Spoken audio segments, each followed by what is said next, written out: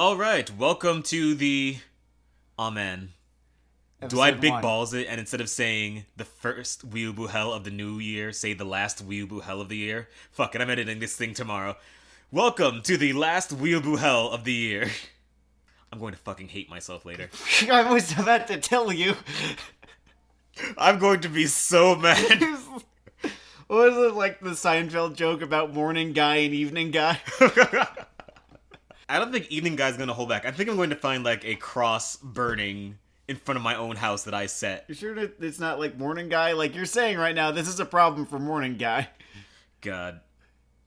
So, as you might remember, we're starting a 10-episode series, sort of rise and fall of the Narutoan Empire. The Uzumakiad Empire. The Uzumakiad Empire. I've decided that is the one that sounds the best. That's good flow. That's good flow. Mm-hmm. It is going to be called the Uzumakiad. Remind me to actually title them that. Okay. And before we go into it, in the spirit of our newfound history podcast here, I want to present a piece of authentic Uzumakian art. Okay. Found scrawled on a bathroom wall. Is it like the little leaf symbol on their headbands? Because I would see that shit everywhere in high school. I would like to present a second piece of Uzumakian art. Like the little guy with the spiral and like the triangle on it. I would like to go through 7 recursions of this joke and present the dumb thing I wrote just before this episode started. I'll shut up. And it's just my reflection on how this started, where it went, and its influence. Okay. It's not deep, but... Hi, kids. Do you like violence? Do you want to see me put shuriken through each of my eyelids? Do you want to copy me, make a magic school for crying kids? Become an editor's slave and burn out just like I did? And that is my... Those are my opening statements, my opening thoughts for the Uzumakiad. It's a nice little encapsulation of what it was, what it became, why.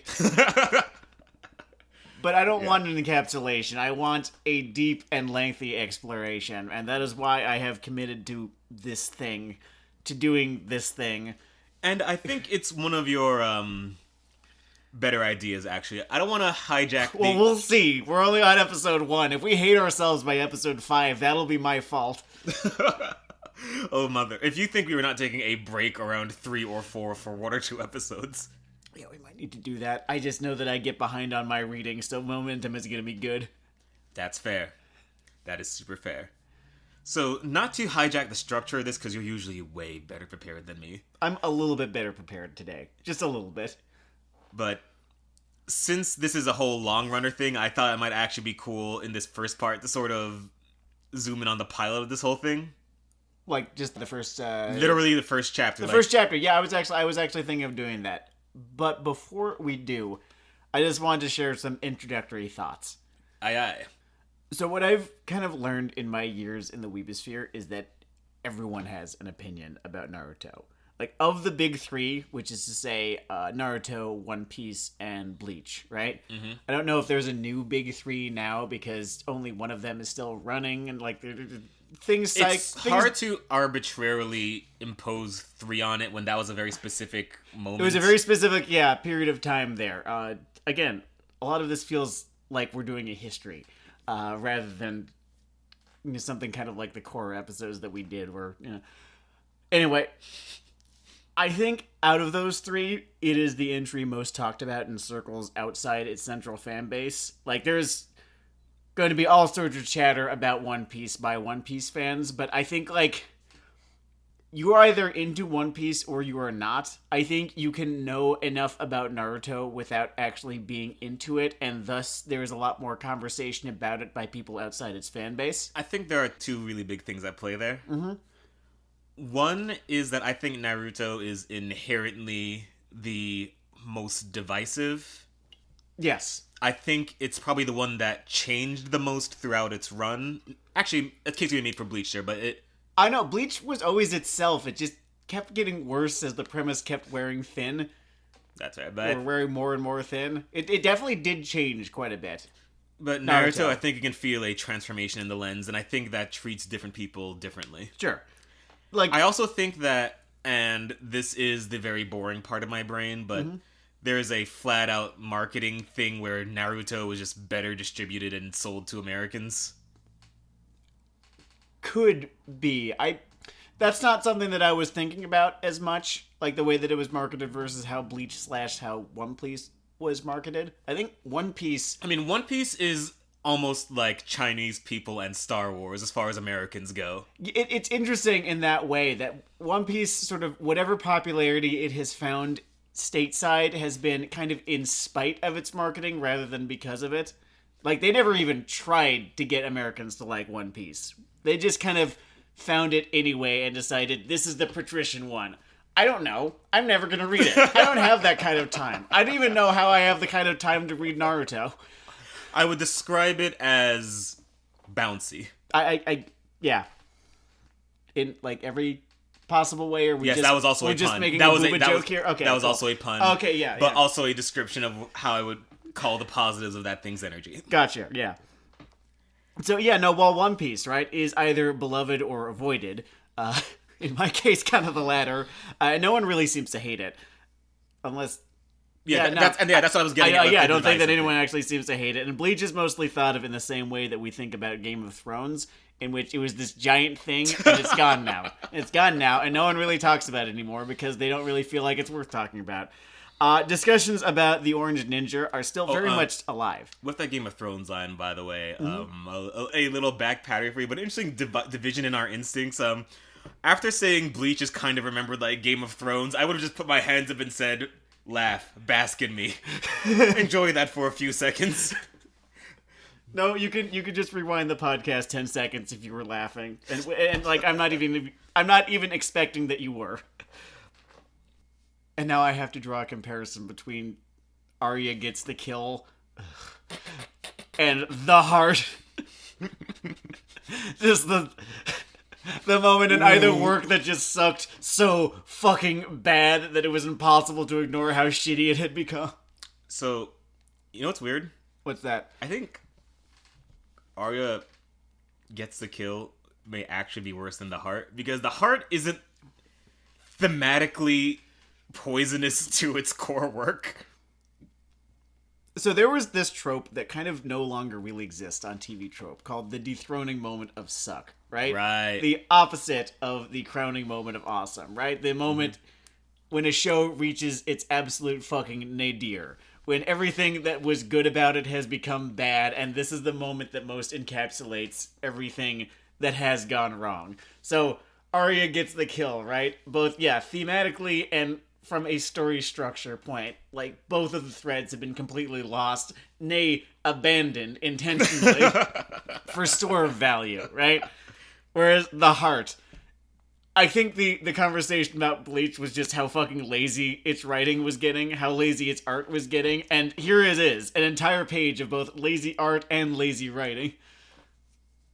I like to call Bleach for authors' rights the equivalent of one of those child mind cave-ins that they used to have before we really had labor laws. I wonder if Tite Kubo was not doing it on his own, because reading through Naruto, right?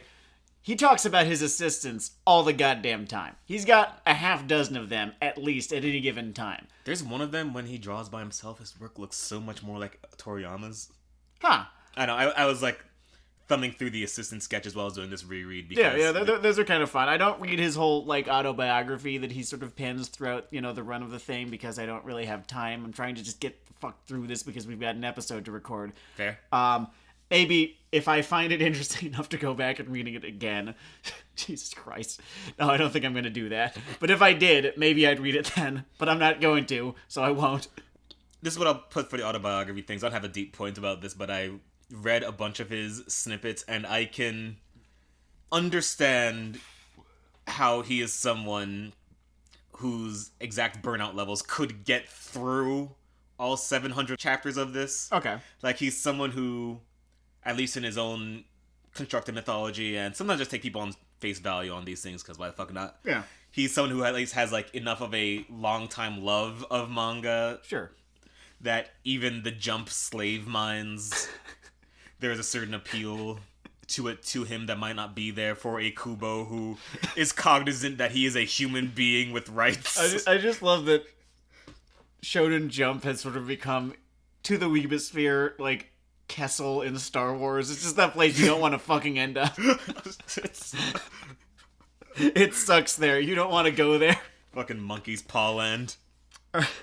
Okay, so yeah, discussions about Naruto are still way more alive than discussions about Bleach or discussions about One Piece outside of the One Piece fandom. I'm sure they have a whole lot to say to one another. That's neither here nor there. I think this is due in no small part to Boruto, but Boruto would not exist had Naruto not remained popular throughout its run. And it was, like, immensely popular throughout its run. Probably dipped a little bit, later on. But not in the way that Bleach just absolutely fucking tanked, like the fucking Mets halfway through the season, any season. Still mad about that.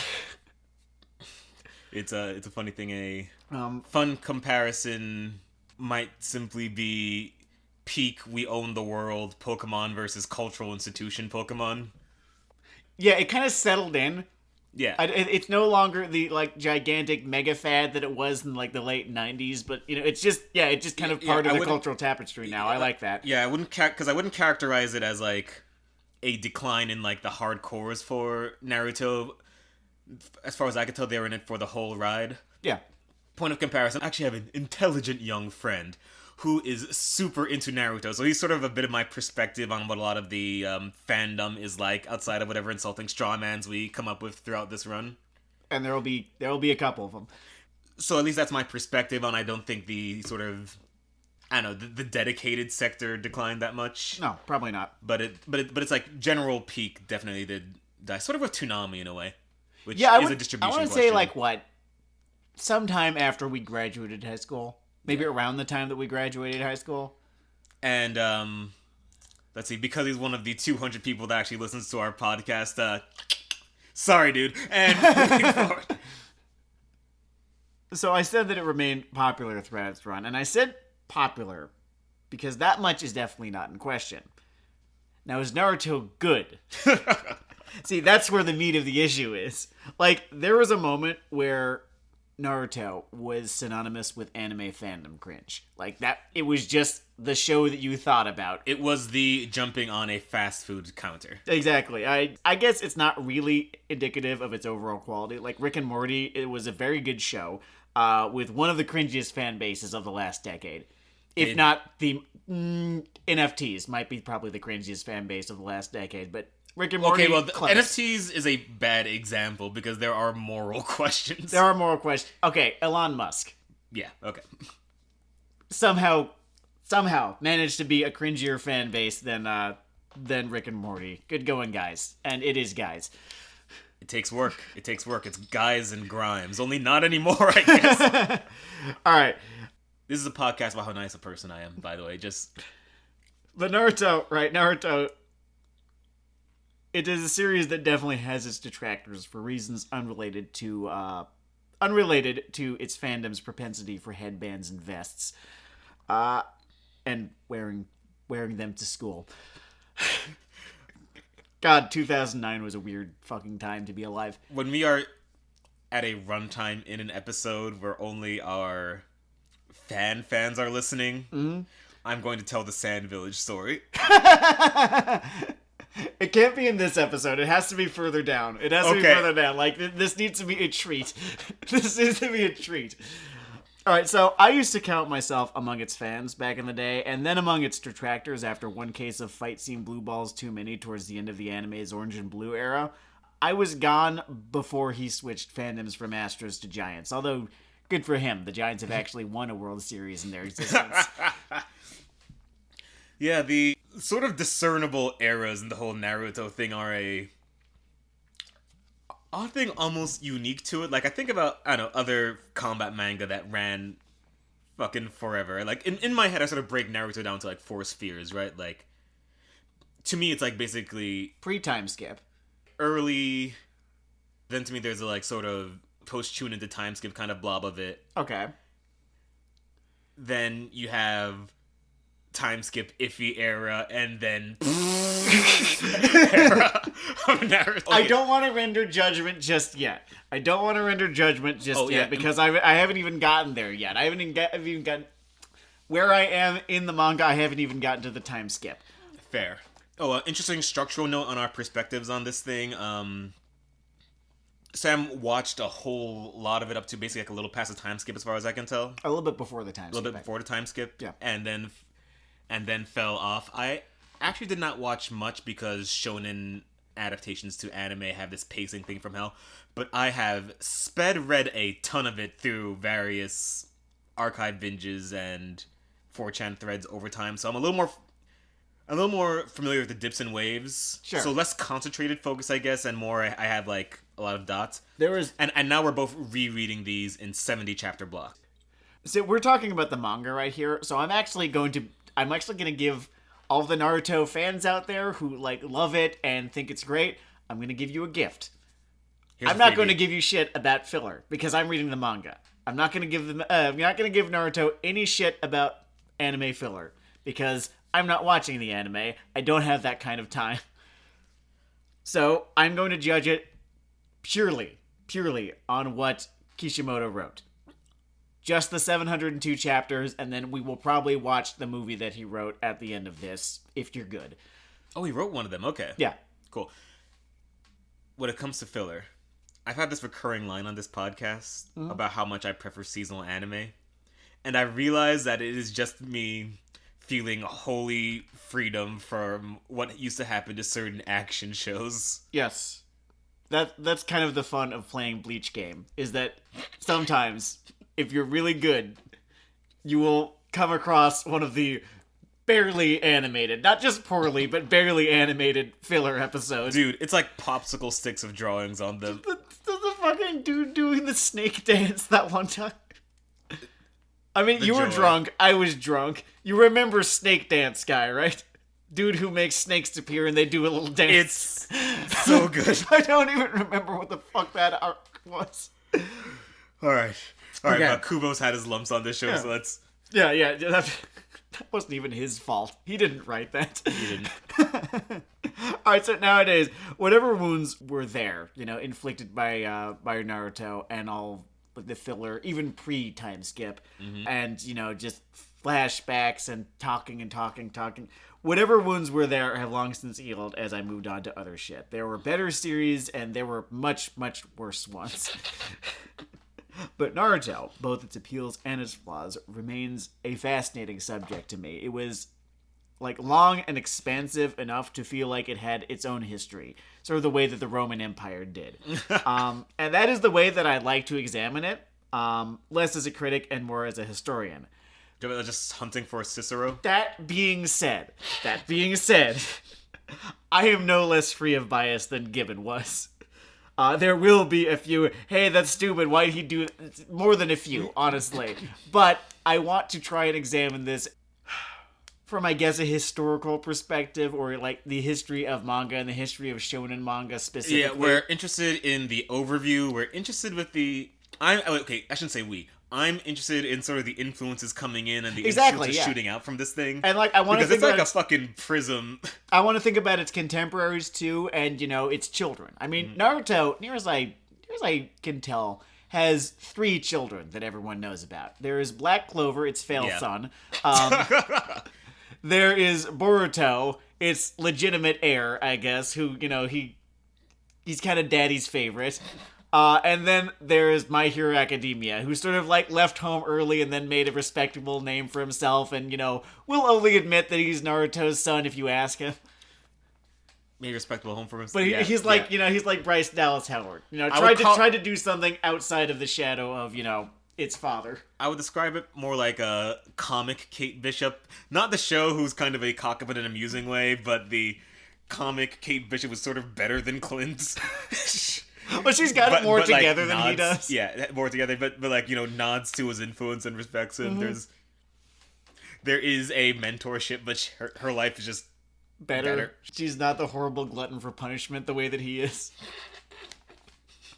We can talk about Hawkeye, and I enjoyed that series. Oh yeah, save that for Cape Shit Hell too. Yeah, we can do Cape Shit Hell at some point. I know, maybe April Fools this year. I think we will be through this series by then. I think. Yeah. Yeah. Okay, cool. All right, let's begin. You wanted to start with just the pilot chapter, right? Oh yeah, I want to start in the pilot chapter. One, because ever since I got this app, I have just paid a lot of attention to these sort of number one stories. Mm-hmm. And not always, but a lot of the time you can just sort of tell who's got it, so to speak. Sure. Like, I remember reading the first Mashal and just whispering the words, why is this happening to me? What did I do? And I remember reading the first Spy X Family and going, oh, this is clever, this is fun, this is different for even this magazine, and I have no idea why they even fucking took it, but it's popular. It's getting an anime. It got the 19 chapters. That thing is simultaneously one of the most and least anime premises I've had. Whatever. Not important. Chainsaw Man. I don't actually think... He fucking gambled on Chainsaw Man, because it doesn't actually get, like, interesting, I guess, until a few chapters in. It requires your faith. It required the faith of both the reader and the publisher. There's definitely a lot of publisher faith there. Mm-hmm. Their sort of teen-oriented secondary magazine, Jump Plus or whatever the fuck, ran all of Fire Punch, which is mentally diseased. So an editor there either loves his work or they are gently holding hands under the moonlight. Maybe he sent them 10 chapters and was like, if you publish these, I promise. But you have a point there. But yeah, the number ones. I kind of was a little more, I guess, zoomed in at the number one for this Naruto experience here, right? I was also thinking about the first chapter in the context of, ooh, this is the first chapter. What does this cell look like? The first chapter actually does capture a lot of what I ultimately ended up, or likely, I guess, will end up liking about this series. Mm-hmm. It sort of best encapsulates the characterization of the kid that I think was part of this thing's early charm. Yeah. It is a little more on point about what is appealing about the ninja stuff. Yes, and also it, I don't know if I want to start with this now, because it's going to be a recurring thing throughout all 10 of these episodes that we're going to do. Let it recur. The way that all of this shit works, ninjutsu in universe, magic out of universe, right? Yeah. Is kept to just the scroll that it's found in. That's it. That's how it works. It was in a scroll. There, done. The economical constraints of the one-shot benefited it. I cannot contest that.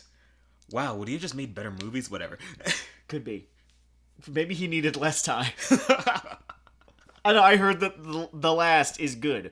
And, you know, it's a movie, he wrote it, or was at the very least very heavily involved in its production. It's, what, like an hour and a half long? I don't know, we'll get there after we finish the manga. And besides what I like about it, it's also interesting because it does basically, in a very TV pilot way, lay out, like, the major themes that this threw in. You get the sense that Iruka is going to be a bigger character than he is. You get the sense to be a way bigger character. You're like, oh, cool, these are going to be the two central characters. And then after, like, the first 12... Sorry, Iruka. You have served your entire purpose. Sorry, the fan polls are in it. It's Kakashi. I don't think that the... what's his fucking name? I know, the villain from the first chapter. I don't think that he was ever intended to be any bigger of a villain than he ends up being. I think he was there for the first chapter. He was there for Naruto to get a clean win, so to speak, coming in. Because it remembers what... I swear to God, I'll stop making fun of Korra someday. But an action-adventure protagonist every now and again has to... So they have to win. One out. That aside, I literally think if you adapted Naruto today, that they might actually just have Kakashi the whole time. Yes. I think there's a very good chance that Iruka gets adapted out entirely. And I know. I'm sure that there is a Naruto nerd listening to this being like, Actually, no, because Iruka was really, really important to, how Naruto ended up thinking about... I'm sure. I'm telling you, though, if a slick adaptation were made, they would fold those aspects of the character into Kakashi. In that, hard Narutoian's defense, there is a sort of memory hole between chapters 400 and 600 of this thing, in which I could not tell you with a gun in my mouth what the fuck happened. Other than, I don't know, Gaara's less of a dick now, but... Yeah, we'll get to Gaara. Okay. We will definitely get to Gaara, even in this episode. Isn't that nice? But alright, so this first chapter. Sure. I think the world that he constructs in the first chapter, right? The, sort of ninja world, the Leaf Village, right? Konoha... Yeah. Konohagakure? Yeah, I believe that's how it's pronounced. I think that had a non-zero amount of appeal and influence on just how popular this became. Just this sort of odd, very unique look of the place. Just, the big, Mount Rushmore thing overlooking this village that looks like it could be, from medieval Japan or from the 1930s, or I don't know, as early as the Chunin exam arc, you see that security cameras exist. It's aesthetically well placed. It sort of shares that appeal of Demon Slayer and choosing a very fun specific slice of... Well, which slice? Which slice? It's a schizo in there. It's schizo in Naruto, but it's like, I just mean a fun balance of those things. And I think the schizo idea is a fun one until they started running into having to explain why certain things are the way they are and aren't the way they are. Oh yeah, the smart thing is generally just not to touch that. Yeah, that, smart thing is, the world is a very unique looking one, and early on, the character designs are pretty routinely really fun, kind of interesting, easy to kind of stick in your head. And then I think they stay strong until the Akatsuki show up. Sometime, actually, almost at chapter 141, which means that I'm not going to be talking about that until the third episode of this. Yeah. So, stay tuned. And yeah, it's interesting. I guess a lot of the sort of early aesthetic staples of this show up early on. You have the headbands. One of his little side sketch things, by the way, talks about how when he was doing little one-shots before he got his big Shonen Jump deal, an earlier version of stuff like sort of Naruto's designs and ideas was about wizards, sorcery, or what have you. Yeah, I remember reading that. And he was originally attached to these goggles Naruto sort of had, and... They take a while to dry, don't they? Yes. He decided that instead of daily urethral pain... that he would make nice headbands for people. There's little headbands that, they can be drawn in 5 minutes. There's something... Okay, I don't know if I want to credit her because who she is and, the things that she says and, the influence that she wields and thus why the things that she says are so awful. But Naruto, I think, became as popular as it did in part because of the Hogwarts house appeal of it totally gets those permutations. Like, it knows that's a type of catnip for people. Like, you have... here's the Leaf Village. If you're from the Leaf Village, here's a list of things that you can associate with. This is the Sand Village. Here's a list of things... that whole idea. And, it's like how people talk about their fucking Harry Potter house like it's a fucking astrological sign. I will routinely have people say to me that I am such a Slytherin, and I hate it, but I cannot deny what a powerful piece of, I guess, semiotics, cultural shorthand it has become. Oh yeah, when something in this sort of 10-year slice of media can understand that weird Coke-like appeal MBTI shit has to people. Yeah, exactly, and Naruto has that. It's devious, almost, it's genius, really. Posing the question to the reader, which one would you be? And, giving them a reasonably sized list of things, where it's not so small where you're either one or the other. No, it's big enough that you can still feel kinda unique by, the choice that you make. On the sort of genius to devious spectrum, I will say that element of it does not make my spine hurt. No, not at all. I think it... No, I would actually call it one of the series' more, stronger aspects. It does help with some of the character shorthand, you just generally assume... life in the sand village sucks. This person's probably a little more hard edge. Mm-hmm. I've been reading about the various villages. I guess the Rock Village is they've kind of just got this this complex. I do not remember that. Maybe that's in the dead zone. It might be in the dead zone. There was I think they start showing up 200 some chapters in.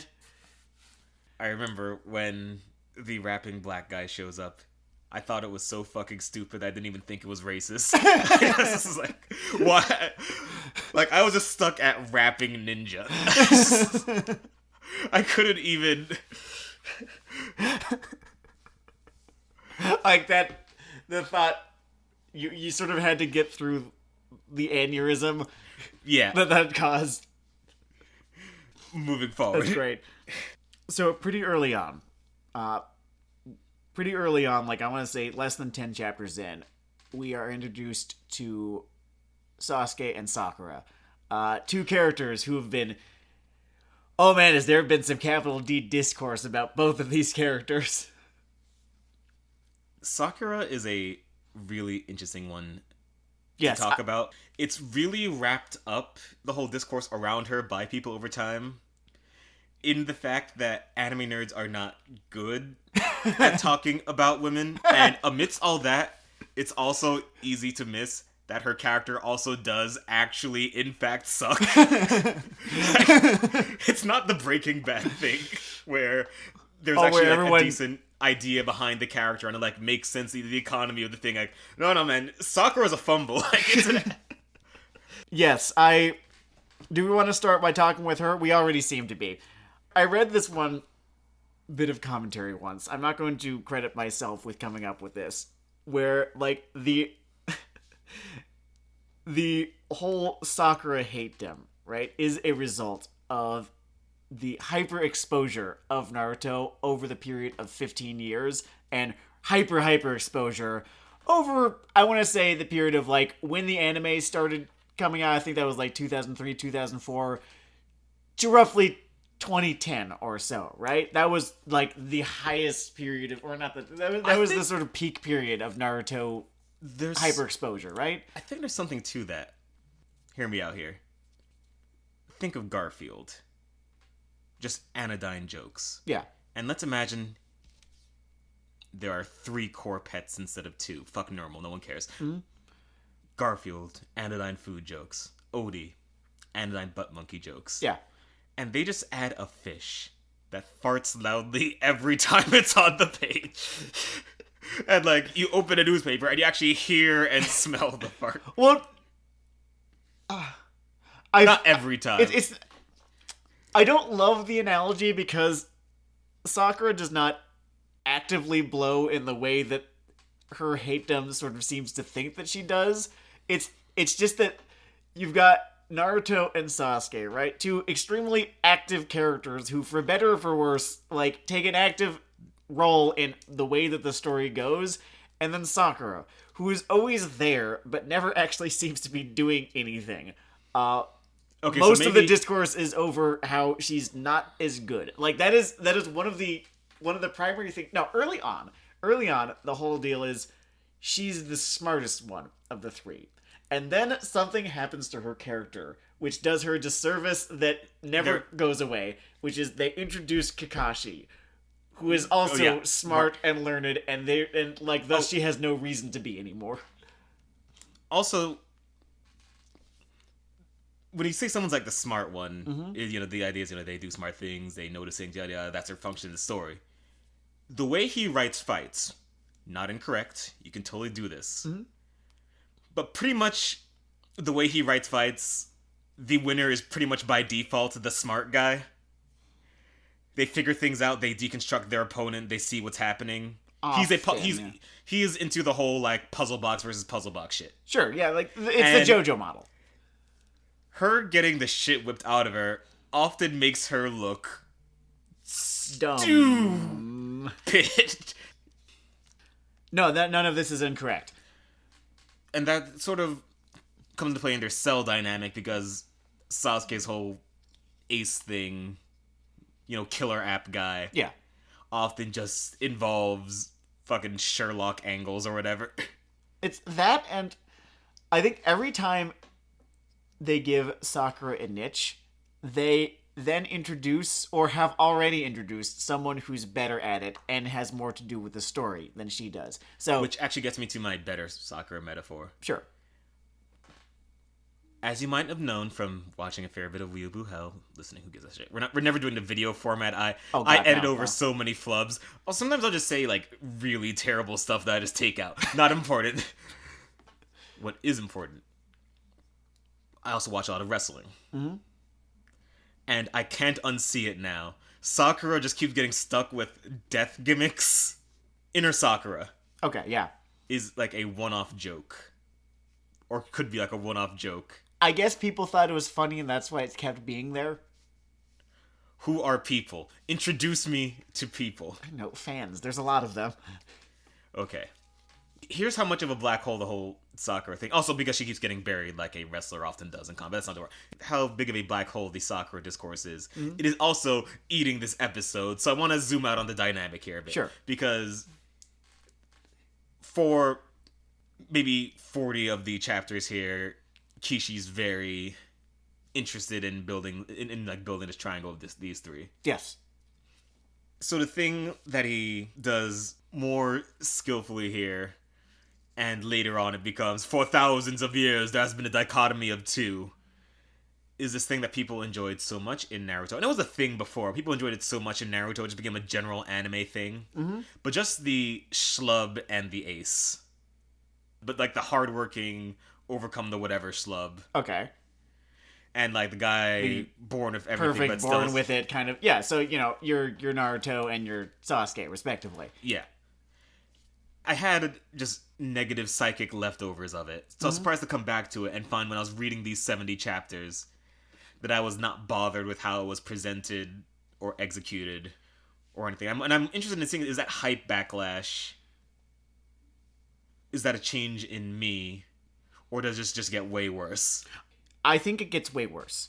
Because there are problems with Naruto early on. I don't think that Sasuke is one of them. He becomes a problem, for sure, later on.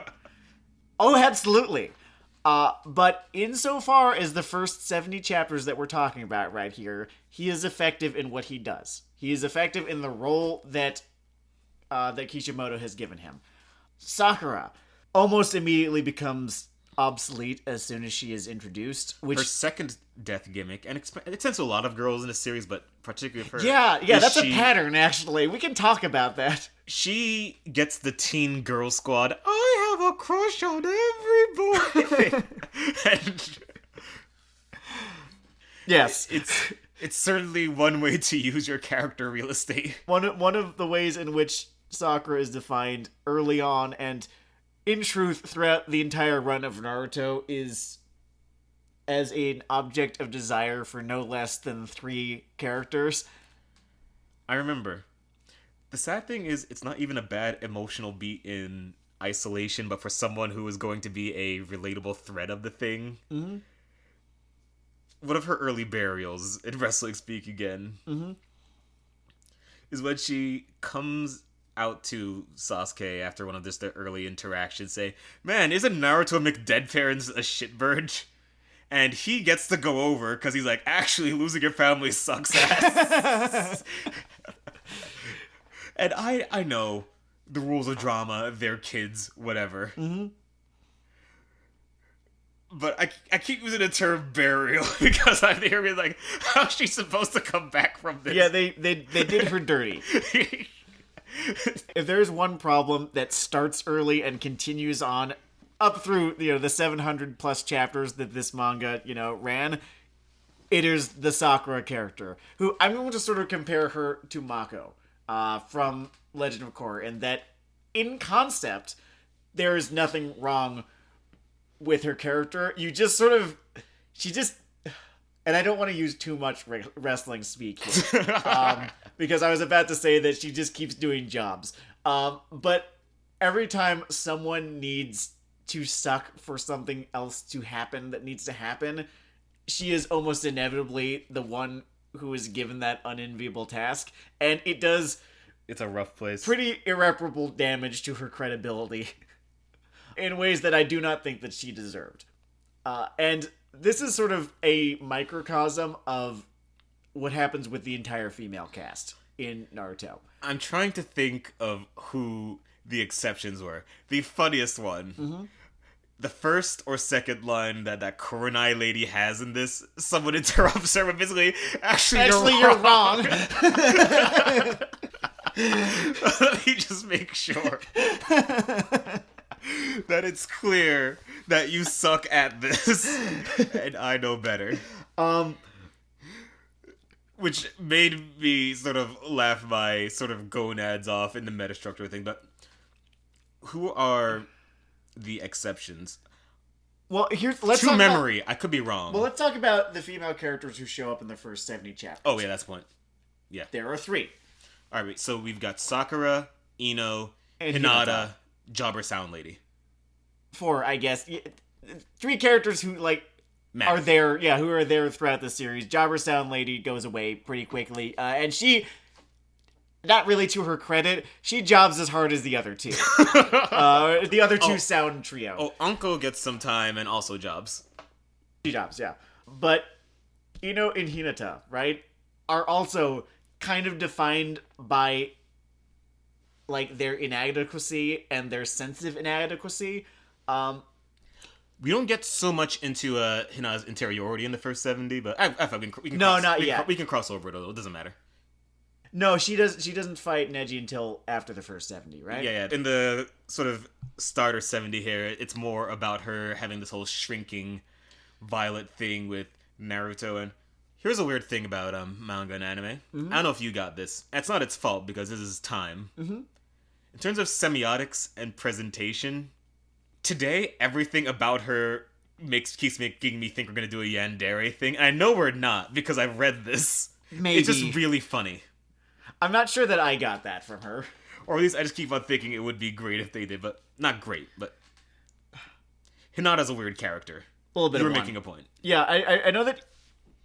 She doesn't get it quite as bad as Sakura because Ino is understood to be a less important character than Sakura. So when she doesn't show up as often as Sakura is supposed to, because like Sakura's always like right there in all of like the little fun splash illustrations that he draws, at the beginning of Tankobons, right? Yeah. When she doesn't show up as often as not, it's because, that's fine. Because she's off, with her squad, doing her squad things, right? Even so, though, she is, I believe in the text, described to be the weakest member of her squad. With, like, one cool party trick, and that's basically it. Her squad, it's Shikamaru and Eating Guy, right? Shikamaru and Eating Guy, and then it's Bug Guy and Dog Guy in Hinata's squad. Yes. Yeah, Shikamaru and Choji.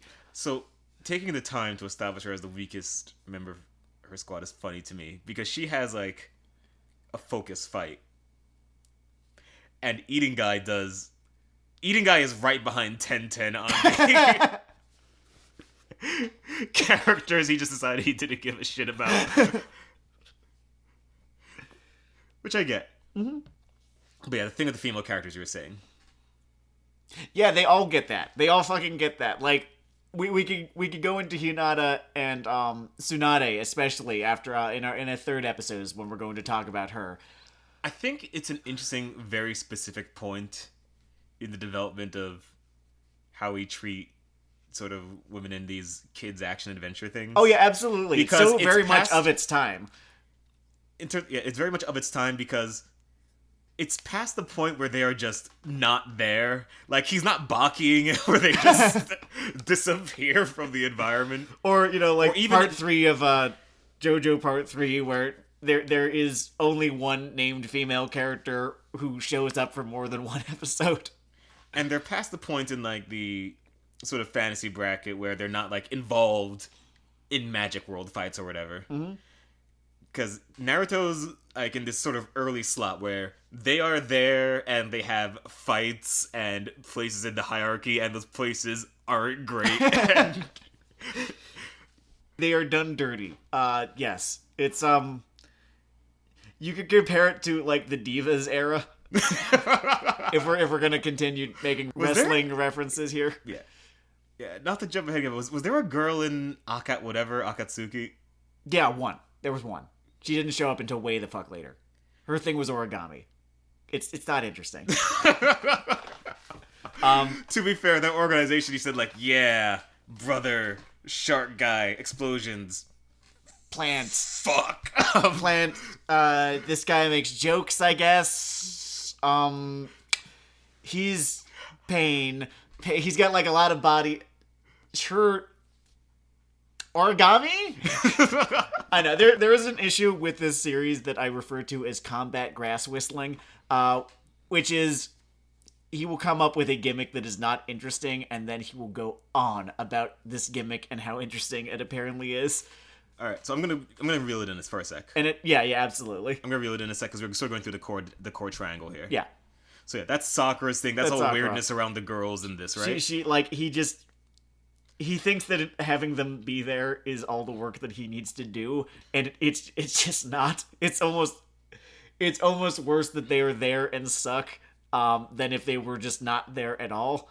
Yeah, like that would have been bad too. The work is never done. Just genres of bad treatment there. Mm-hmm. So again, as I was saying earlier, what works just way better than I remember, and I guess it's more of a later problem, is that the character of Sasuke is relatively well balanced. Yeah, I mean, I remember my favorite moment for this kid. Yeah. Was just in the middle of actually one of the segments of this whole comic I like the best. Yeah. There's this thing during their whole Chunin examination, right? I think it's towards the beginning of that towards arc, the beginning, right? Yeah. And they have this test that's actually an intelligence gathering exercise in disguise, where it's essentially a test where they are expected to cheat, but if they get caught cheating, they're out because they're fucking ninjas. And he remembers that here, and that's kind of fun and cool. That's kind of fun. And I remember just my favorite moment of all this Sasuke, this early stuff, is just he goes, heh, with this cool guy face, and goes, I have no idea what the fuck I'm doing. That's nice. That has a little bit of levity character. He is not afraid to have the character, have deficiencies at all. Yeah. I guess, like, on paper deficiencies in this case. Right. Like, I guess literally on paper because they're taking a test.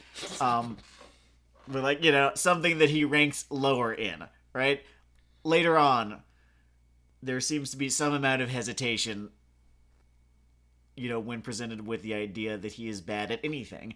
But I don't want to get ahead of ourselves here. But, early Sasuke is a character who works. I like him. I think, like, I think that he is a good foil to Naruto in that he, instead of, he takes himself way too seriously, whereas, Naruto struggles to take anything seriously, and both of these things are treated as flaws, right? Yeah, both treating as flaws. They're both sort of laid out as fun coping mechanisms, basically. Yeah, because they come from quite similar places, and they ended up, having, like, very kind of polar opposite reactions to, those two similar places that they find themselves. Yeah. I mean, there is nuance, right? Naruto never knew his family, and Sasuke knew his family long enough to see all of them die. It's interesting, and, like, building this structure, he, like, thought of a whole fun dichotomy thing he wanted to do, and then he stared at the paper and said, 3-man cells. Maybe. Maybe I'm not being fair there. No, I don't want to actually give him the credit of saying that he was...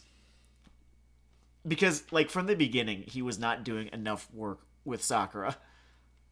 So I'm not going to say that there was, like, early on, there was all of this, like, fun, dramatic potential with Sakura. I don't know that there was. He didn't put it there. Something we haven't emphasized as much, I should have covered this when I was talking about the first chapter, but since we're talking about core, like, triangle dynamics and characterizations here, because they're basically what will be a big part of the foundation of what ends up working and not working in parts of this overall. Yeah. We also talk a little bit more about how Naruto is presented. Oh, yeah. So he's only the guy that this series is named after. Yeah, though you wouldn't know from chapters 50 to 60. That's the problem that you run into when you've got this many characters, is that often, like, you can only fit so many of them on one page. It is very true. He definitely goes for that loads and loads thing, and man, these are 25-page chapters. So, early Naruto here. Mm-hmm. The thing that just worked for me about it, and I think it's just part of what pulled a lot of people in, there are a lot of renditions in anime of the sort of rebel without a cause kind of thing. Yeah. But there was something very specific and grokkable about this, like the delinquent prankster kind of thing. Yeah. That I think pulled people in a way that we're used to sort of broodier delinquents in anime, basically. Yeah, he was... A lot of effort is made to sort of emphasize the whole trickster aspect, right? Because, you know, he's a fox, right? Yeah, because he's a fox. He's like... He's crafty early on. I think at one point in an early chapter, he even seems to get one over on Sasuke and, like, ties him up in a shed or something like that. Yeah, and that's also another fun part of his character before his Homer Simpsoning, is Yeah. what I would call it. Oh, yeah, like jerk-ass Homer? Yes, What Less happens... jerk-ass, more IQ. Well, yeah, no, what starts as he is a delinquent who does not pay attention becomes he is stupid, because that's, I think, I don't know, I guess it's easier to write, it's faster to write. Flanderization is a very strange thing. I'm not sure what to attribute it to. If you want it to be unkind, you could say that maybe he just, like, let it go or forgot over time. I'm not sure, because your head is sort of really into things you're creating. Yeah. There's something to be said for ease or just needing quick character tags as you're moving through an episode of such and such. Yeah. Or maybe he just felt it was good for the character polls to go... I don't know. There's another potential thing, like... I do wonder if he was dumber in anime filler than he is in plot segments, because... You had a fun insight in text that I'm going to steal, because Okay. that's a thing. A lot of characters come off worse than filler than they do in this actual comic. Particularly, I know you noted Ino was... You said you remembered her being way more unpleasant. Oh yeah, she was way more of a fucking bitch in the anime. And I just wonder if how much of that is just coming up with stray lines to expand this to infinity. Could be the dub, too. Specifically in the dub, I remember 3 characters being way more unpleasant than they really seem to be in the manga. So maybe it's a voice acting thing. Maybe it's a specifically English voice acting thing. I don't know. Maybe it was also that way in Japanese. I wasn't watching this. It was on fucking Toonami. You want to be all fucking like gatekeepy weeb about it? Go ahead. But you know, I was watching it on Toonami. I had not found a streaming site yet. Anyway, I remember Ino, Kiba, and Shino. Did they really have to name one character Ino and one character Shino? You know what? Actually, I don't want to bust his chops because I never had problems telling them apart. So fine, fuck it, fine. Fine name. They're both fine names. I remember them all being way the fuck more unpleasant. Specifically in the Chunin exam arc. In the anime than they were in the manga. In the manga, specifically Ino and Sakura, they are friends. They are good friends who are also rivals, and they understand that and they respect one another. Yeah, I know. I remember this now. The dub basically reduced that at times to like... The dub seems to think that Ino was at one point Sakura's friend, but now is just her bully. I don't get how that happened. I can't blame it on localization. Do I blame deadlines? Do I blame the fault in our stars and the human spirit? God, maybe... I don't know. Here's the thing. It's been more than a decade since I've watched the anime. Am I just misremembering it?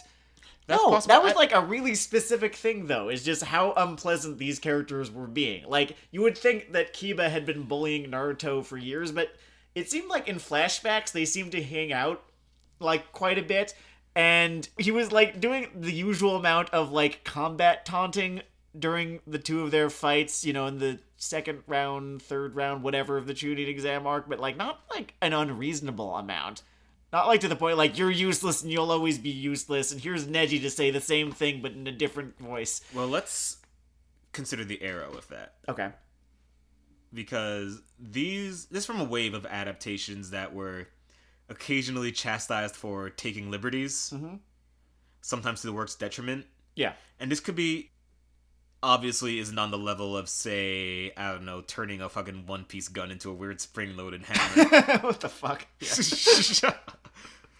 But this could just be just a small localization version of that, where like, okay, smooth this over, make this more of like a bullying kind of thing or whatever. Could be. Just like to, I don't know. Who's to say what's fair to say? Yeah, I don't love when nuance is flattened like that. Yeah. Then there was Shino, who I remember sounding almost psychotic in the anime. I would almost attribute that to a non-censorship version of that kind of like weird localization filtering, because he has a gross gimmick, and I could see just a thinly brained... Oh, just like the ADR guy being like, and he's really fucking into killing you with bugs. And then handing it to the voice actor and being like, you want to be a real psycho about this. Kind of a silent badass. Kind of a silent...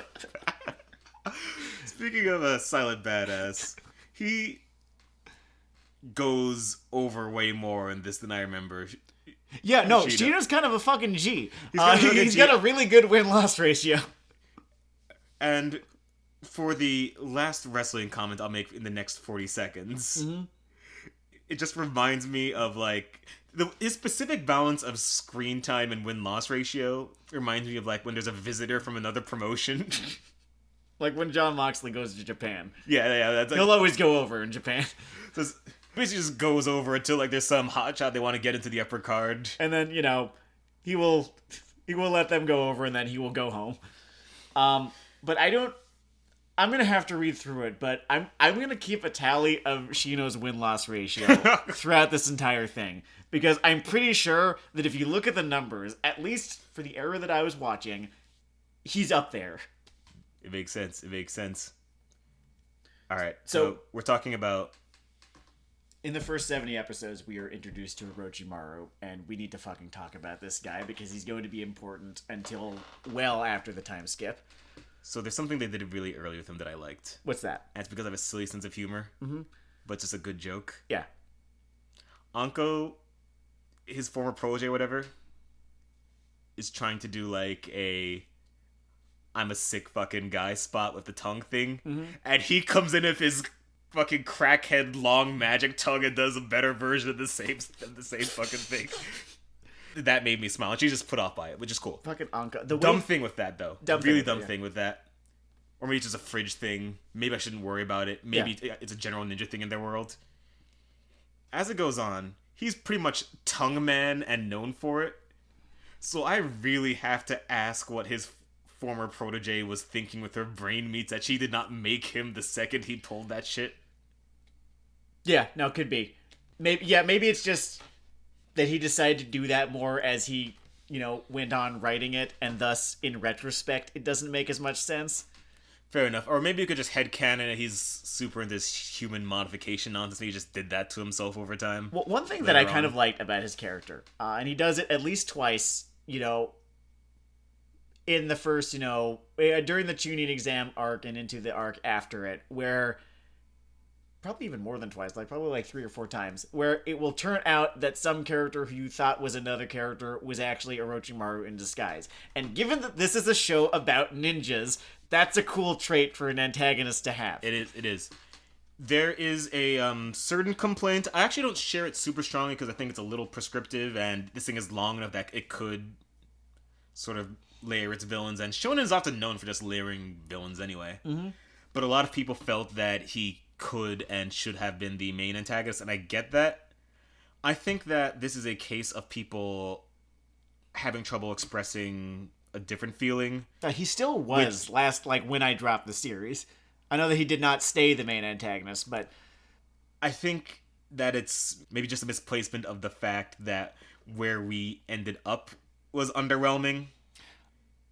I think that... And that's just a very specific prescription for trying to fix that.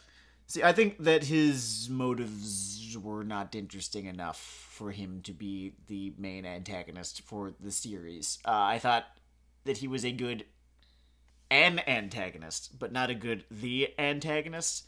He had the kind of interesting snake thing, and that was kind of fun. But in terms of his personality, who he was and what he wanted, it just seemed to be that he wanted power, and he was a gigantic fucking dick. Just serious dick in flashbacks even. gigantic, like just a massive penis. Just can't stop. Cannot stop. Like we'll just wakes up every day and says, how can I make someone's life worse? And after he does it, says, shit, I need to tie this to science somehow. Okay, think, man, think. Like, there's this flashback when Tsunade is introduced where, you know, we saw that how, you know, her brother and her love interest died. And here's Orochimaru in this flashback, still a good guy, literally taunting her over her fucking little brother's death. Like, calm down. You need to calm down. It wants some symmetry between the whole Sanyan trio people and how Squad 3 is composed, and it doesn't quite hold water because Orochimaru should have been strangled the first time he opened his mouth. There's just, it doesn't mean anything when a character turns evil if they were always clearly evil to begin with. It would be like if the first thing that Sasuke did was just lick a knife and split his tongue down the middle. Exactly. There's this whole idea of like, oh, Orochimaru, you could have been the best of us. No, you were always the worst of us. So it's why he only really works as a bad guy rather than the bad guy, you know? Yeah.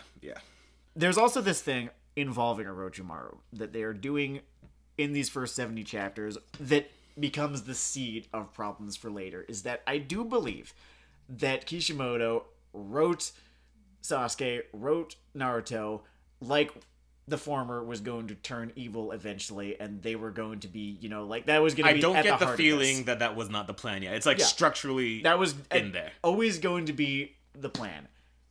But because this was always going to be the plan, and perhaps because maybe I can blame Shonen Jump for this, right? Because that was going to be the plan, or that was always the plan, he seems to be in this real fucking rush to turn Sasuke grimdark. Dude, it is so pointed. I know he wants a slide. It's structured in a way that there could have been a slide. Mm-hmm. But it just feels like this break point where Sasuke gets his ass beat once and then goes, the darkness within me is rising.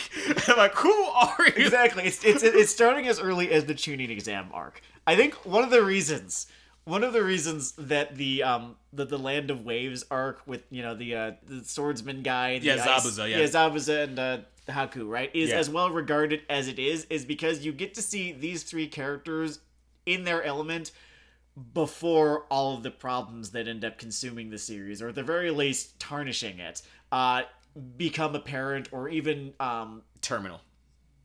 Well, no, less than apparent. Even get seated within like the narrative, right? Like Sasuke is naturally talented and kind of too self-serious, but ultimately, you know, like a friend and comrade of Naruto, right? Naruto is, you know, has attention deficit disorder, kind of doesn't take shit as seriously as he should be taking it, but, you know, does have, you know, like a strength within him and, you know, is able to access that when he actually gives a shit. You know, Sakura is intelligent, is learned, can kind of figure things out faster than the two of them. Again, her problems do start... They do show up. She spends the entire Zabuza fight in the dejected, sad area of the Dragon Ball commentary desk. Yes. Which is, whether you love or hate or whatever DBZ, I think we all need to agree that whenever that happens in anything else, it is always just sad. Oh, just getting relegated to the fucking Kakarot, to the... Krillin. Krillin. Tien Shinhan, just the non-Saiyan bench. Who are, you know, there to talk about what's happening. Kishimoto just has the unfortunate side effect that it happens to everyone in one gender. If you've ever worked at a restaurant, there's this saying that everyone does dishes. Because at one point or another, you're going to get stuck there your entire shift doing the dishes, right? Right. And everyone does end up commentating at one point or another, but you will see that it is Sakura who ends up in that chair more often than not. Maybe it's just particularly rough in the Zabuza thing because the other three are fighting for their lives, and she's kind of chilling. Here's the thing. He's got his fans, and I'm not one of them. Um, so I'm probably going to get some shit for this, but ultimately, I think it was a bad idea to create the Kakashi character. Or at least insofar as Sakura goes, right? If you wanted to have Sakura be a character and do interesting things, then you needed to find another way than Kakashi, right? To go about having them, like, have a teacher or a mentor or leader or something like that. Because he immediately eats up whatever screen time or page time she was ever going to have. And this might be a popularity poll problem, too. I'm thinking about this right now. Mm-hmm. Okay, so structurally, this is a weird comparison, but structurally, Kakashi is actually kind of like All Might in that he's basically our glimpse at the sort of maximum potential until like, things get things get kind of dumb. But he's sort of the glimpse of like the maximum potential of like a performer in this setting. Sure, yeah. And I'm trying to think like how things I consider more successful treat that kind of character. They eyedropper it rather than spoon feeding it, right? All Might shows up sometimes in Hiraraka, right? But like he's not quite as omnipresent as Kakashi, and then later on Jiraiya is. I think that one thing that things I consider more successful to do, it can be kind of a blunt device. Sometimes you can see it happen, but if it's the characters, there's just sort of some zoning of the conflict, because I don't think All Might is actually in it less than Kakashi, but there is almost a just weight division. Sure. In Hiraraka, like the small players basically get to do their things in the small zone fights. In small ways, yeah. And meanwhile, Kakashi and Sakura sort of standing next to each other. Sakura going, I think that is clearly you could just almost like palm on face shove aside yes. The physical motion that I made. That was hilarious, but this is a podcast and I'm sorry. I see your point. I'm not sure that not having Kakashi is the solution, because then again, the way he writes fights, even the way that Sasuke comes off as smarter than her, would still kind of fuck up. The problem is he just does not have things for her to do. Creative is out of shit for Sakura. Yeah. In my view, I don't want to like. No, I don't necessarily disagree with you. No.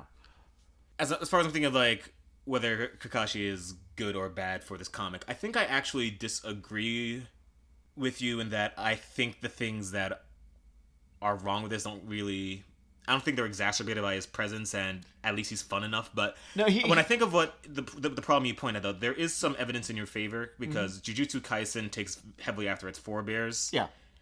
And all the problems you're implying about Kakashi, to me, from what I've read, seen, apply very heavily to a spiritual successor in fucking Bandana Man. I don't remember his fucking name. Oh yeah, no, blindfold guy. And that he has the same role of like implying the sort of upper tier performance, but he also eats air from other characters in a way where it's like, and now it's back to these dip fucks. Yeah.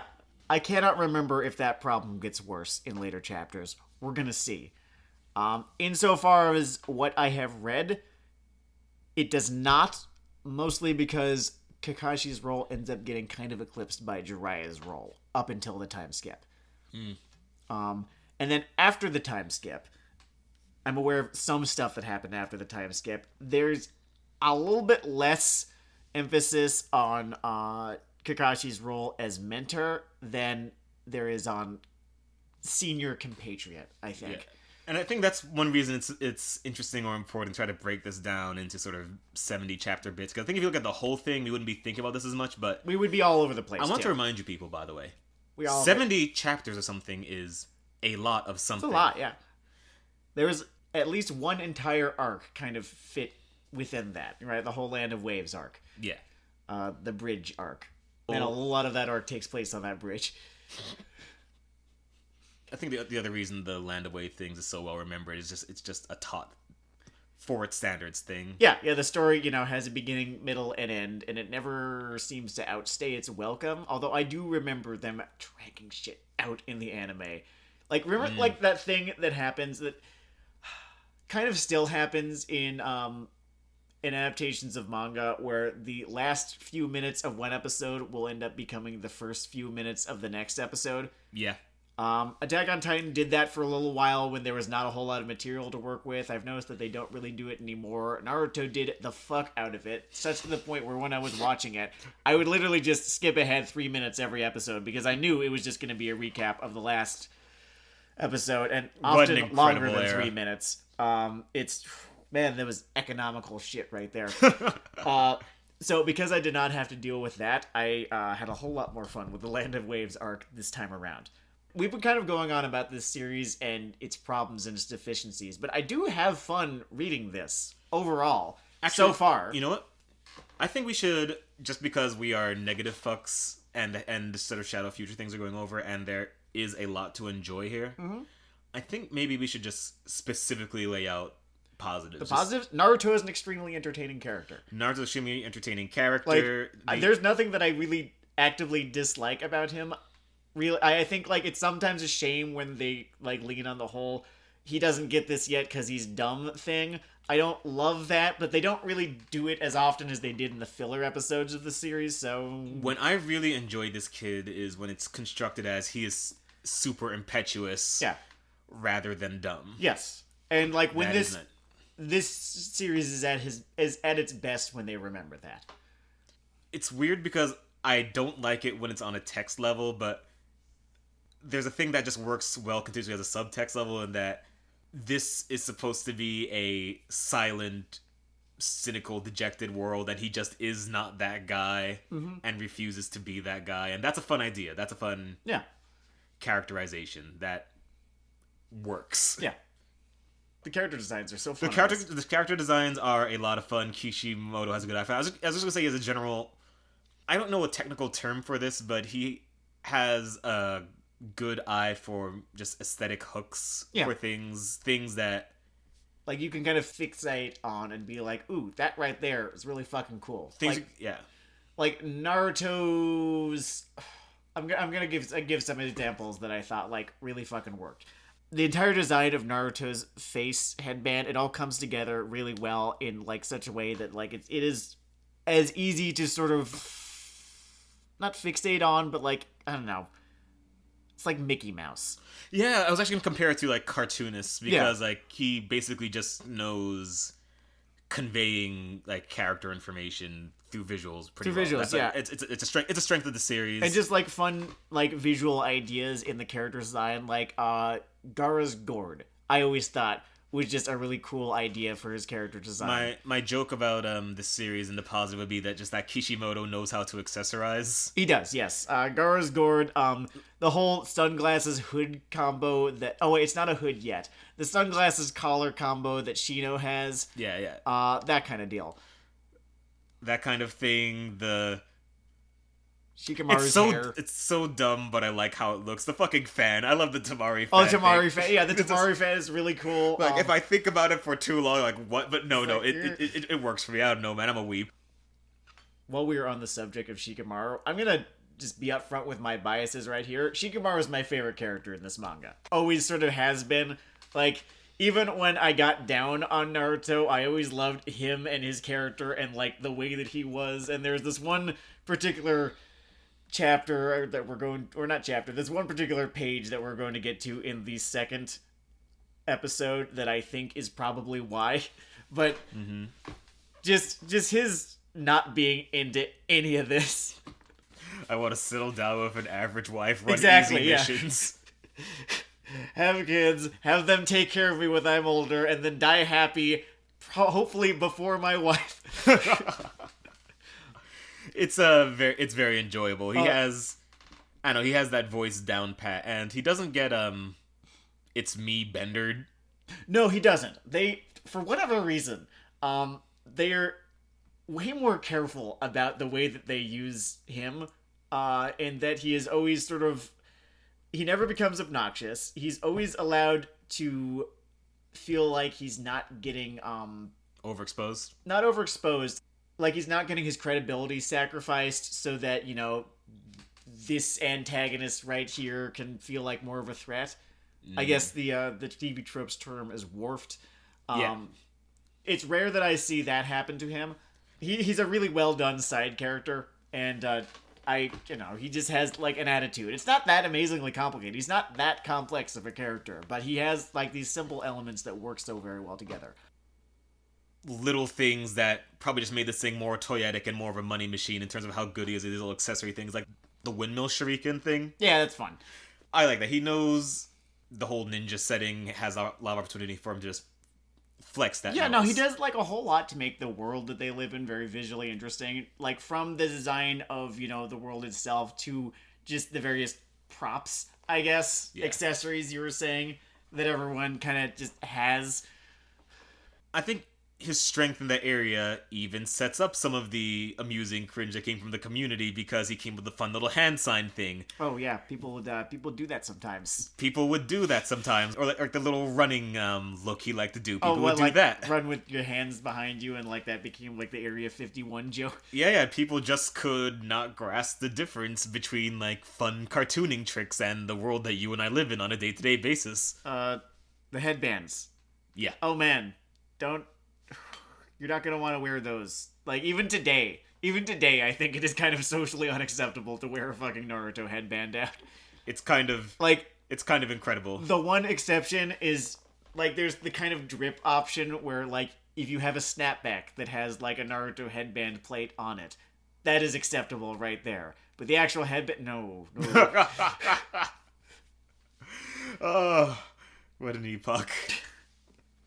What else was I into when it came to this run of Naruto? I liked the first few arcs. I think that when it's funny. Normally you talk about storytelling, you tell people to slow down, let things breathe. Mm-hmm. I like the fights when they pick up the pace. Yes, because okay. So do we want to start talking about this because it is the biggest problem with the entire series. I'm going to phrase it in the positive when it happens. Sure. Yeah. Cool. When the action picks up, like when, I don't know, Zabuza's making his suicide run, or the chapter or two where the Haku sort of Sasuke stuff picks up the pace a little and everything's being explained. When it's clicking along, it's cool, it's stylish, it has ideas, it's fun. Sure. But those things can get so bogged down in explaining. Talking. Like, if you want to see Chris Claremont blush, Naruto can really do that. Yes. There is this thing that you can glimpse through all the fucking talking that happens in this series, where Kishimoto probably spent like a good long while coming up with the mechanics of how everyone's shit works, right? Yeah. Like, he spent a lot of effort doing this. And he wants you to know how much effort he spent on this. So, instead of leaving things implicit, he will have two characters fight, and throughout the fight, they are going to tell each other all about their tricks and how their tricks work. I know what you're talking about, and I always want to tell him, it's not math class. You don't have to show your work. It's not math class. You don't have to show your work. Like, from a storytelling perspective, right? That is why it... But then B, they're ninjas. Shouldn't they be keeping their shit secret? It's crazier than that, because early on in this thing, characters make a point of saying, you shouldn't tell the enemy your secrets, or you should play your cards closer to your vest, dummy. And then everyone... then they don't. And they don't stop not doing that. It's like a disease. And it ends up being, probably the biggest issue with this series is the fact that a fight never has time to, like, be a fight before someone starts talking again. I have a chemtrails theory on this. What's that? I think on their own, the fight talking and the hyper flashbacks would not have become a lead weight. Yes, but as a tag team in a conflict, you don't want in your action adventure thing for me to say, oh no, a fight. That's a later problem. No, I absolutely agree. The hyper flashbacks, you will see them happening in the first 70 chapters, especially like for characters who I know I'm never going to see again. So why the fuck, why are you treating me to this? Specifically, like the kid from the Land of Waves arc. If I had to like point to a thing against that thing's credit, it's the fucking kid from the Land of Waves arc and the fact that he gets like this whole fucking chapter dedicated to his backstory. And I like, Yeah, it's sad and everything, but like, it's sad, but why? And also, I don't know. There's just a sort of default sad factor to child soldiers. You don't really need to belabor this point. Yeah, it's like you could have just said, "Oh yeah, his dad was killed by this guy's thugs," and I have everything I need right there. Yeah. Instead, at least one chapter gets, I'm gonna say, wasted on this kid and his backstory. And how many times do we see him after this arc is up? Yeah, not fucking once. Not fucking one. And Not fucking one. There's this weird fucking thing that happens. By the way, he led Horikoshi, his worst habit. Yes, the fucking kid who doesn't like this. I was just about to fucking... Yes, Deku goes to place. Here's a kid there. Kid does not like Deku because, I don't know, some fucking, like, bad thing. His parents are probably dead. They almost always are. And I'm like, are you running for office? Deku has to win over Kid, and... Why did you pick that one? Why did you pick that specific thing to rip off? It's not even good. It was the weakest part of the Land of Waves arc, and then it becomes the weakest part of My Hero Academia because it does it at least like 3 fucking times. It's so fucking funny. The second Hero Acca movie is amusingly egregious with that. Well, hold on. Can I grab that blanket you're sitting on right now? Yeah. I need to be wearing red. In the second Hero Academia movie. It's not good. Alright, here. I have the red blanket back. Oh, you're welcome for that visual joke you put on our podcast. Right, yeah.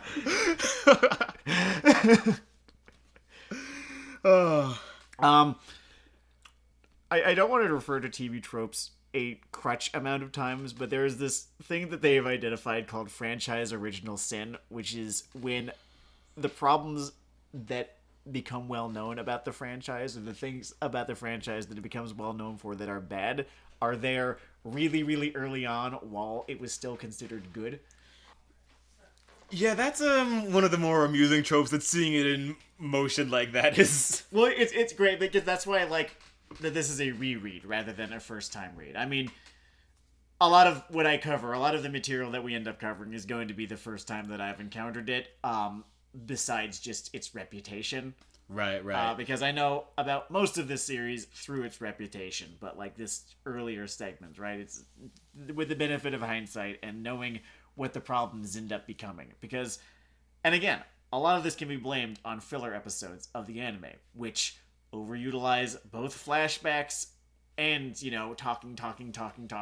Why won't you just hit each other? Jesus Christ. Oh, man. As egregious as they get in Naruto. Man, those Bleach flashbacks are fucking hilarious. Yeah, Bleach also has the sort of dishonor of... They don't do it as much in Naruto, I'm finding. At least from what I've read so far. But in Bleach, right? There's this whole, you can't beat me. Yeah, I can. Here's this new shit that no one knew about, not even the reader. Yeah, there's a different wavelength of ass pulling. So that is why Naruto is better than Bleach on just a basic, like, how they construct the fights level. If you were to strip away all the fun choreography and powers, it's essentially like a competitive shell game the way these fights are put together sometimes. Yeah. One of the more amusing examples of that is just the Shino sound guy fight where... Oh, yeah, just like, nope, doesn't work. One guy... Too many bugs. Yeah, one guy thinks he has, like, the shell game set when, you know, his arm actually isn't completely fucked, and then poof, and fun spot there. I kind of want to credit, like, JoJo with this, and the whole, like, part 4 of JoJo specifically was when he started getting, like, a little bit rock, paper, scissors about how stands work. And how, like, yeah, that's cool that your stand can do that, but, like, it's got fuck all on this one right here, which could probably be pretty easily beaten by this guy, but this guy's not here right now, so now you have to, like, actually think about it, don't you? That kind of deal. Oh, yeah, I mean, JoJo's influence is ubiquitous throughout the industry. Oh, yeah, no, it is the DNA of shonen. Everything else is just cosmetics. And, post-apocalyptic Bruce Lee sounds. Lest we forget the other part of... Fair enough. The other lobe. I mean, there is literally a Bruce Lee... Like, his name is Lee. I didn't get that when I was first watching this. I didn't know who Bruce Lee was when I was, like, 12 years old. Now it's quite palpable. Just It's pretty tangible. Like, the joke is actually funny. Just, like, like there's a Bruce Lee cosplayer running around, and, like, if you're Sakura, oh cool, there's this weird Bruce Lee character and he's hitting on you. Or Bruce Lee cosplayer and he's hitting on you. What exactly do you say to that? I kind of want to get to the last sort of strength of this, kind of through that lens. Sure. When it comes to characters, not aesthetics, because the things he thinks are like edge cool visually work. When it comes to characters and moments, he has a way better grasp of sort of funny and goofy characterization, I guess, than... I don't know if you call it like that Devil May Cry like edge cool kind of thing. Darkness. He has a really fumbly grasp on how to do that kind of thing well. No, he's way better at humor and which is most tangible. We have to talk about this in these early chapters. I know he's probably going to feature more stronger in the next one, but he's introed here. Fucking Gaara. Fucking Gaara is a character who could have only existed in 2003 or whatever. Yeah, I think the chapter that he was introduced in probably was 2001. Is probably when it was released. If I had to guess, we could look it up. We're in the neighborhood. I don't know if it's his first line, but one of the first things he fucking says is basically "Shut up or I'll kill you." He does. I'm going to just look something up for some context for all of you listeners out there. The same year that Gaara of the Desert was introduced, Disturb's The Sickness was also introduced. I'm a lit major, right? I'm a student of literature, and we like to think about things in the context that they were written, as a means of better understanding them. So you would call this an entry in the ooh ah ah ah ah movement? It definitely cannot be ignored that the album The Sickness and Gaara are contemporaries of one another. This was the era... I think it probably started with... not started with, but became popular with The Matrix, right? Go on. But very quickly became mutated. Right, new metal and edgy characters in anime are not directly informed by one another, but they are a product of the same moment of time. They rhyme. So I can't really talk about how Disturbs The Sickness caused Gaara to happen, but I can absolutely tell you that it is no coincidence that they both happened in the same year. And look, I can see your direct message coming together. I do read them, believe it or not. About how it's about Gaara overcoming that through Naruto to become a boring character instead. I get that. That's the story they're telling. It does not make the rising action of that story any less amusing to me.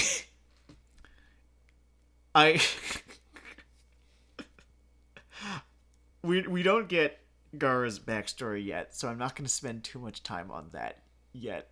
But if we think about the dialogue that he is given, right, in the chapters in which he's introduced that we have read up to now, he has not had his fight with Rock Lee yet, so far as I am aware. In the first 70 chapters, I think he has not. The first 70 chapters break off in the middle of our WrestleMania main event. It's Sakura versus Ino Kid strapped the fucking...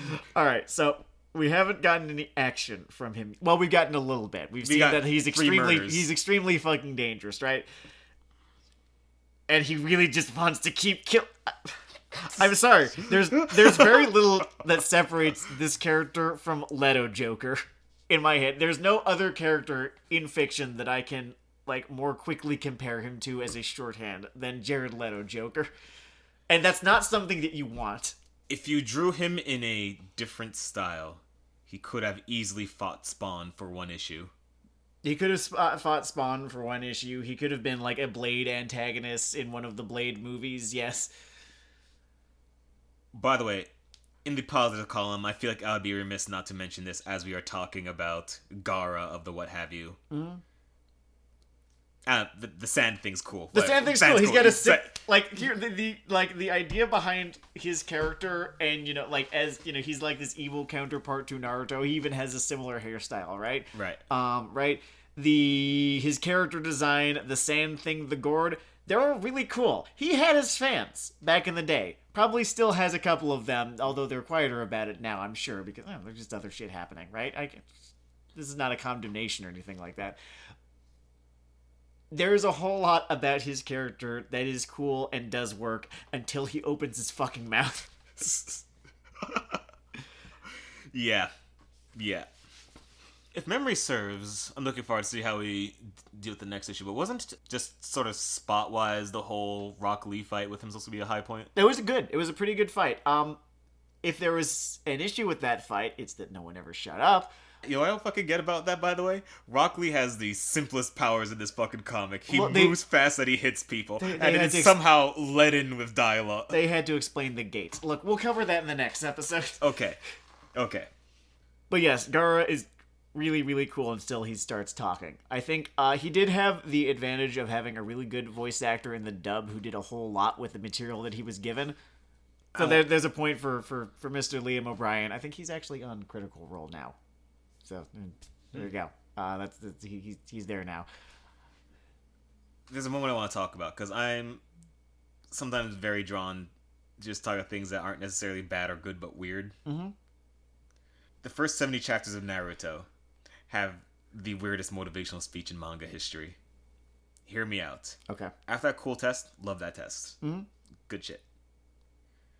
When the teacher gives the speech about the choices you have to make as a ninja and how he's proud of them for staying and reveals his torture head, I was like, what the fuck is wrong with you? Is that what you took away from that? You know what I'm realizing right now about the tuning exam arc is that they introduced the Anko character, right? The proctor for that tuning exam. She falls the right fuck out.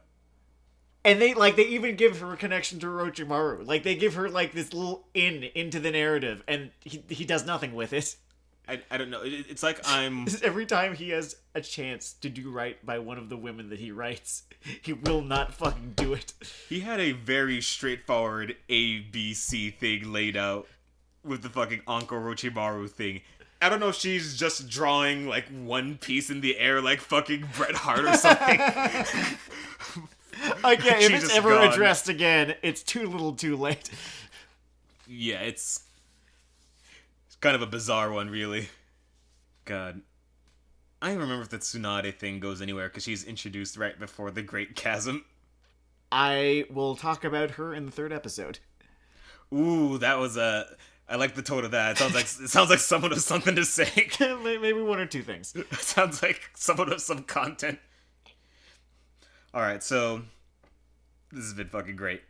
That's the first 70 chapters of Naruto for you guys. Give or take.